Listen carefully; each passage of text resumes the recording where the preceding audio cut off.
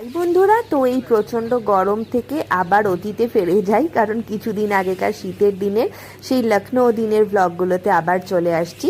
হ্যাঁ, তোমাদের এর আগের দিনই আমি দেখিয়েছিলাম লখনৌয়ের দ্য ব্রিটিশ রেসিডেন্সিতে আমরা যে গিয়েছিলাম সেখানকার কিছু ক্লিপস দেখিয়েছিলাম। আজকেও আমরা ওখানেই আছি, ওখানকারই ক্লিপস তোমাদের দেখাচ্ছি। এবং এই একই এরিয়ার মধ্যে মসজিদ ছিল এবং তার সাথে হসপিটাল, কিচেন সব কিছুই ছিল।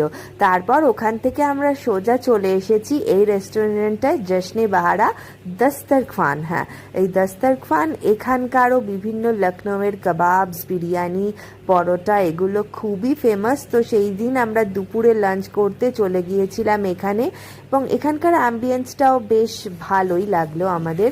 সবে ওপেন হয়েছিল আর তখনই আমরা এখানে লাঞ্চ করতে চলে গিয়েছিলাম, কারণ তারপরে আমাদের আরও নানা জায়গায় ঘোরবার ছিল লাঞ্চের পর। কী কী অর্ডার করলাম দেখ।